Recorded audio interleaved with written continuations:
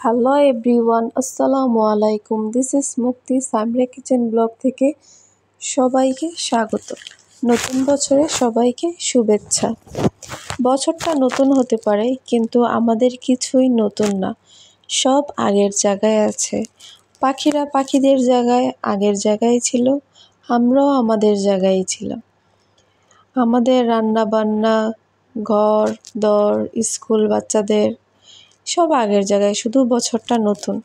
আর আমার মেয়ে ক্লাস নার্সারিতে উঠেছে, ওর জন্য এটা নতুন বছরের একটা আনন্দের দিন, কারণ ওর একটা বছর চলে গেছে, ও নার্সারিতে উঠেছে। যাই হোক, নতুন বছরে সবাইকে শুভেচ্ছা। নতুন বছরে কোথাও ঘুরতে যাওয়া হয়নি, হাজব্যান্ডও কোথাও ঘুরতে নিয়ে যায়নি। নিজেরাই নিজেদের মতো ঘোরাঘুরি করেছি, বাড়ির পাশে বা বাড়ির ভিতরে ছাদে। আমাদের আর আনন্দ কই, আমরা তো রান্না বান্না সংসার নিয়েই থাকি। যাই হোক, দেখুন আমার হাজব্যান্ড কক্সবাজার অনেক দিন আগে গিয়েছিল, সেখান থেকে 10,000 টাকার শুটকি মাছ নিয়ে আসছে। অনেক ধরনের শুটকি মাছ নিয়ে আসছে, এর মধ্যে একটা বড় শুটকি রয়ে গিয়েছিল। সব শুটকি খাওয়া আমাদের অলরেডি শেষ, কিন্তু এই শুটকিটার নাম কি যেন ভুলেই গিয়েছি। আমার হাজব্যান্ডের থেকে পরে জেনে নেব এই শুটকিটার নাম কি। কেউ যদি বলতে পারেন তাহলে কমেন্টসে বলে দিন এই শুটকিটার নাম কি। শুটকিটা অনেক বড়, 3-4 ফিট হবে শুটকিটা। এটা অনেক দিন ফ্রিজে ছিল, আমি কিন্তু ফ্রিজেই শুটকি রেখে খাই। ফ্রিজে অনেক দিন রেখে দেই শুটকি, ভালোই থাকে, একদম কোনো রকমের কোনো সমস্যা হয় না। যেমন শুটকি রাখি তেমনই থাকে। এটা আমাদের ডিপ ফ্রিজে ছিল, এটা বের করার পর আমি আস্তে আস্তে সব কিছু খুলে দিয়েছি। এটা খুলতে গিয়ে আমার হাত একদম বরফে জমে গিয়েছিল। শুটকিটা কিন্তু একদম বরফে জমেনি, জমাট বাঁধেনি, শক্ত ছিল না, যেমন রেখেছি তেমনই ছিল, কিন্তু পলিথিনগুলি একদম বরফ ছিল। এটা আমার খুলতে অনেক অসুবিধা হয়েছে, অনেক কষ্ট লেগেছে। বড় শুটকি কিন্তু খেতে অনেক মজা, গরুর মাংসর থেকেও আমার কাছে অনেক ভালো লাগে। ভালো করে যদি রান্না করতে পারেন তাহলে শুটকি কিন্তু অনেক মজা হয়। বড় শুটকিকে যদি আপনি ছোট শুটকিও রান্না করেন তাহলে অনেক স্বাদ, মজা, টেস্ট হয়। দেখুন কি বড় শুটকিটা। শুটকিটা যারা শুকিয়েছে, মেডিসিন দিয়ে রেখেছে, কত সুন্দর প্রসেসিং করে এটাকে কেটেছিল। মাঝখান দিয়ে সব কিছু ফেলে দিয়েছিল, কাঁটাটা একপাশে রেখেছিল। আর কত সুন্দর মাছটা, এটাকে কি মাছ যেন বলে, আমি ভুলেই গেলাম। এখন আমি শুটকিটাকে কাটতেছিলাম, কিন্তু আমার হাতে একদম শক্তিই ছিল না, এরকম বরফের ঠান্ডার জন্য। তাই পরে আবার বডি ইউজ করলাম। তারপর আমি এই শুটকিগুলো আবার পিস পিস করে ফ্রিজে সংরক্ষণ করব, যাতে আবার কিছুদিন পর পর রান্না করে খেতে পারি, 1 সপ্তাহ, 15 দিন, 1 মাস পর পর।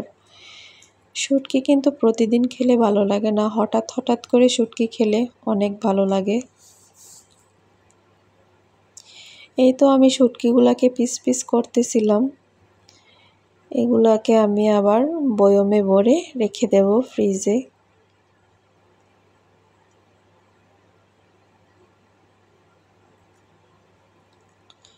আমার এই কয়দিনে শুটকি খেতে খেতে অনেক ভালোই লেগেছে, এমন না যে রু ফিরে গেছে, এরকম না। শুটকিটা আমার অনেক ভালোই লাগে খেতে। শুটকি হলে একটু ভালো করে ভাত খাওয়া যায়, মাংসর থেকেও বেশি ভালো লাগে। বিয়ের আগে কিন্তু এই শুটকির নাম শুনতেই পারতাম না, অথচ দেখুন সময়ের সাথে সাথে রুচিও চেঞ্জ হয়ে যায়। এখন শুটকি, ভর্তা এগুলিই ভালো লাগে মাছ মাংসর থেকে। আগে শুধু আলু তরকারি খেতাম, অন্য কোনো তরকারি খেতাম না। এখন মাশাল্লাহ সব তরকারি খাওয়া হয়, সব মাছ, সব মাংস, এই সব কিছুই এখন খেতে পারি। শুধু বাপের বাড়িতেই বড় মাছ আর বড় মাছ ছাড়া কিছুই খেতে পারিনি।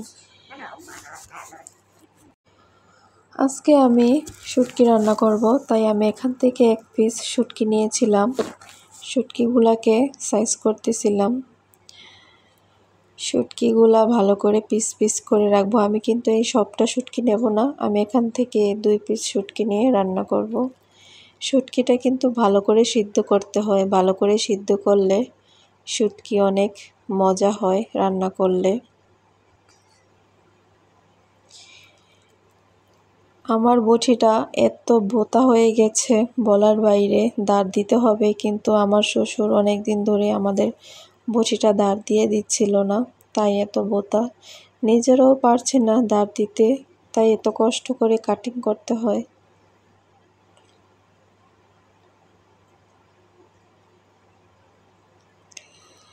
শুটকি কাটা শেষ, এখন আমি ভাত বসিয়ে দিয়েছিলাম।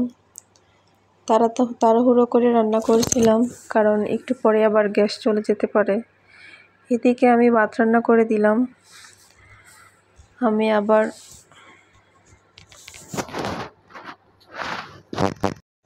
শুটকির জন্য এইখানে পেঁয়াজ কুচি দিয়ে দিয়েছি, অল্প অল্প করে সব ময় মশলা অ্যাড করে টমেটো দিয়ে দিয়েছি। তারপর শুটকিগুলা ভালো করে কষিয়ে নিয়ে তারপর বেজে রাখা আলু আর বেগুনগুলো দিয়ে দিলাম।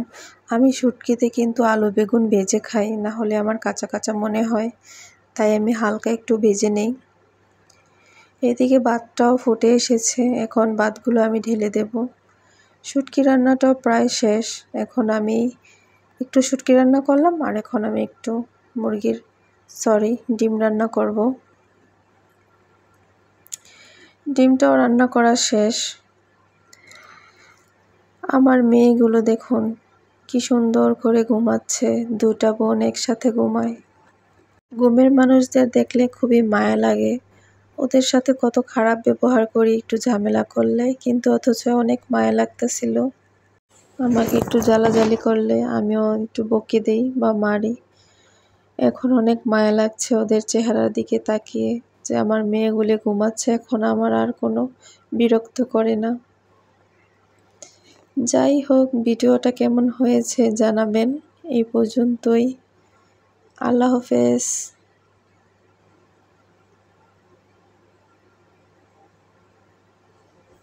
Into cupboard.